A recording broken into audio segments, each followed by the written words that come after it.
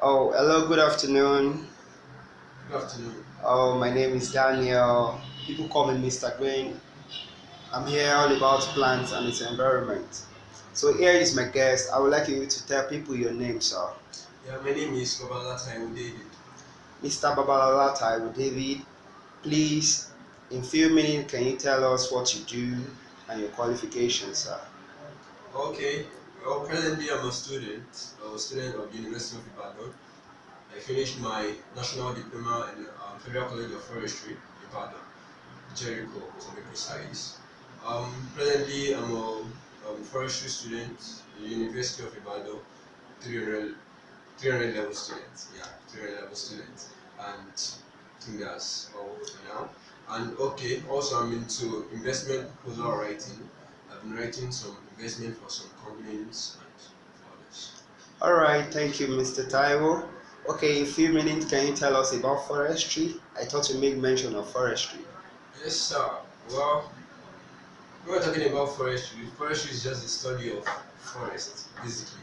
Wow, Yeah, wow, I love basically. that. I love Yeah, that. and Miller, that was 1994. He defined forestry, defined it as the management of the entire trees and the contribution to the sociological, environmental benefits of the area.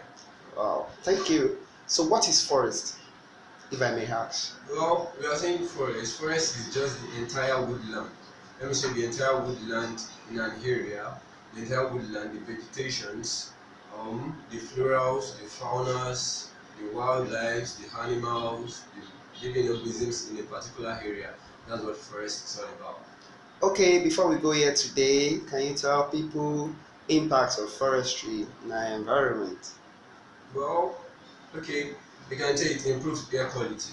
Forestry is very vast in improving the air qualities of our environment. In Wow, what sense? It reduces the temperature because looking at the fact that carbon monoxide that vehicles, lorries that they release, these carbon monoxides, if there are no trees around, they can be toxic to man.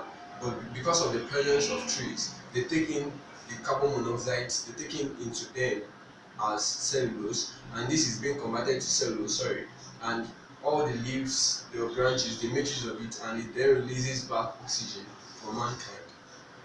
Okay, it also serves as biodiversity conservation. okay, Okay, in what sense? If we look at the increase in populations of the of world recently, you see that forest has been going out. So because of this, it's affecting the biodiversity conservation. In what sense? Animals that are supposed to be in an area because of the exploitation of forest, they tend to move back. So wow, wow. that's biodiversity conservation. Okay, you can say it reduces temperature, reducing the temperature, temperature of the environment. At least it reduces air temperature to about 3 to 5 degrees Celsius. And this actually is beneficial to man. It provides shade for vehicles. Vehicles can park because if vehicles are not parked under shades, they tend to release some harmful chemicals due to the coatings of the body of the vehicles. They tend to release harmful chemicals, and this can be harmful to man. So trees they help to reduce air temperatures. Okay, we can example of trees that reduces this shade. We can see Terminalia arborensis, we can see Terminalia catappa, we can see Tectona grandis, we can see Melina arborea, we can see Eucalyptus. A lot of trees, you can see Nuclear ditheriaceae, Terminalia superba. So a lot of trees are very good in providing shades. Wow, thank you, Mr. Taiwo. You're welcome, sir. I see you very loaded and very Uh, vast about this profession. thank All you, right, thank you, thank you. See you next time on on next series and episode, Mr. Green. We love you. thank you. Nature needs to be nurtured. Yes, sir. All right, thank you. Bye.